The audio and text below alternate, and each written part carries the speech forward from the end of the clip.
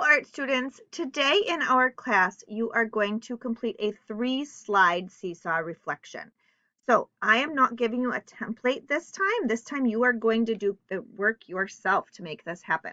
So this is what you need to do. First, you need to take a picture of your completed sculpture with a thoughtful background that fills the screen.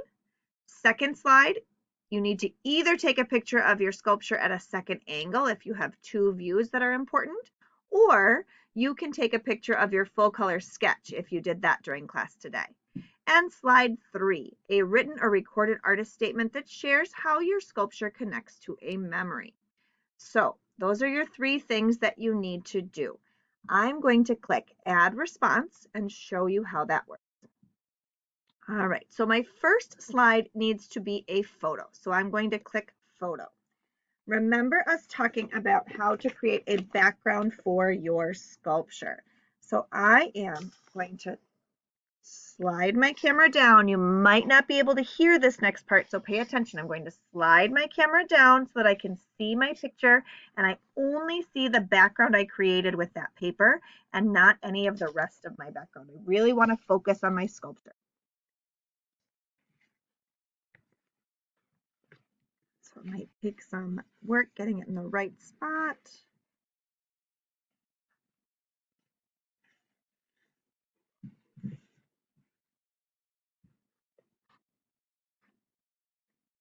There we go. I've got a pretty good focus on just my sculpture. Really want to get it nice and clear and steady in the picture. Try and have the sculpture be straight. It takes a little work to get it to the right place. You can see how tricky it is. And that's okay. Just do your best. So I have a nice big picture of my sculpture. It's a little fuzzy, but that's because I'm doing this in a screencast. So I said again, it's a little fuzzy because I'm doing it in a screencast. It will be nice and clear for you. Then I need to add a second picture. So this first slide should just be a large picture of your sculpture.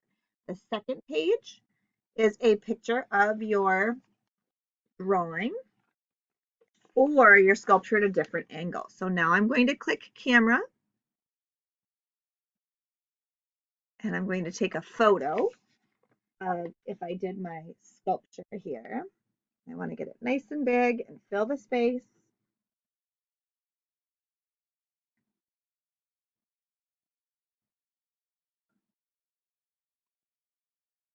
All right, so there I have my image. Now, a lot of you have been kind of scratching out backgrounds to make us just see your picture. I'm going to show you a quick trick that makes that look nice and clean. Please use a shape. So if you click here and you do shapes and you choose a rectangle and you take that rectangle and you slide it over to the corner, you can stretch it. Let's see, and stretch it down, right? And then we can make it a different color. So you can come on over here and you could make it like a nice color that complements your work or something that's less distracting. And then do another one on the other side. So instead of scribbling it out with the markers, using these are going to be a lot nicer in making clean edges to what you're doing and blocking out that background without having all those fuzzies that you get when you do the markers. So you can see that I've blocked out the background and I can really see just my picture in the middle, and you've got everything you need. Now, the third slide is where you have an opportunity to do either a video or a recording. This is where we want to hear your memories. So you have a choice. You can click a text box and you can type your memory. My sculpture connects to my family travels to the Great Lakes. And I could go on and write 2 or 3 sentences, please. You could say, I showed and then I would go on. I'm not done, but you would see what that is. You can do that this way, or this is a place where you could take a video. You could choose to either hold up your sculpture or your drawing and describe it. So this would be a place where you can take a video of your work. So you could hold up your work and it says start recording. You could say, this is the picture I drew of my sculpture that reminds me of the Great Lakes. I made a sculpture that connects to all 3 of the Great Lakes that I have frequently visited.